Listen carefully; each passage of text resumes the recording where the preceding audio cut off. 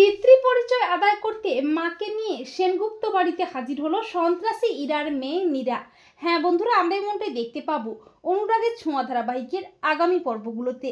মায়াপুরে গিয়ে দীপা তার রূপার মুখোমুখি হয়। দীপা বেশ বুঝতে পারে রাই তার হারিয়ে যাওয়া রূপা, কিন্তু রূপা মায়ের ওপর অভিমান করে মাকে ভুল বুঝে মায়ের কাছে ফিরতে চায় না, মায়ের কাছ থেকে পালিয়ে বেড়ায়, নিজের পরিচয় দেয় না। অপরদিকে প্রেস মিডিয়া সেনগুপ্ত বাড়িতে আসে, কিন্তু সূর্য কোনো মতেই প্রেসের সামনে ইন্টারভিউ দিতে চায় না। এরই মধ্যে জয় ও উর্মির মধ্যে ঝামেলা শুরু হয়। তবে সূর্য প্রেসের সামনে জয়কে আচ্ছা করে ঠাঁটিয়ে চড় দিয়ে উচিত শিক্ষা দেয়। জয় রেগে মেগে বাড়ি ছেড়ে বেরিয়ে যায়, আর উর্মি তার জন্য সূর্যকেই দোষারোপ করতে থাকে।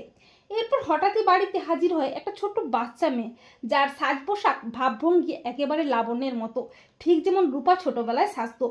মেয়েটিকে দেখে সবাই অবাক হয়ে যায়। বাচ্চা মেয়েটিকে দেখে সূর্যের মনে পড়ে তার মায়ের কথা। সূর্য বলে, কে তুমি, তোমার নাম কি? তখন বাচ্চা মেয়েটি বলে, আমার নাম লাবণ্য সেনগুপ্ত, আমি আজ থেকে এ বাড়িতেই থাকবো, এটা আমার বাড়ি। বাচ্চা মেয়েটির কথা সবাই অবাক হয়ে যায়। তখন উর্মি বলে, কে এই মেয়েটা, উটকো ঝামেলা কোথাকার? উর্মি ধমক দিয়ে বলে, এই মেয়ে বেরিয়ে যায় বাড়ি থেকে। আর ঠিক তখনই হাজির হয় সন্ত্রাসী ইরা। ইরা বলে, ও কোথাও যাবে না, ও উটকো ঝামেলা নয়, ওর শরীরে এ বাড়িরই রক্ত বইছে, ও এ বাড়ির বংশধর। আর এত বছর পর ইরাকে দেখে সবাই চমকে যায়। সূর্য বলে, ইরা তুমি? ইরা বলে, হ্যাঁ সূর্য, আমি। আর ও আমার মেয়ে নীরা, ও তোমার আর আমার সন্তান, তাই ওর এ বাড়ির ওপর অধিকার আছে, ও এখানেই থাকবে। তো বন্ধুরা, তোমাদের কি মনে হয়, ওই বাচ্চা মেয়েটি কি সন্ত্রাসী ইরার মেয়ে নাকি অন্য কেউ?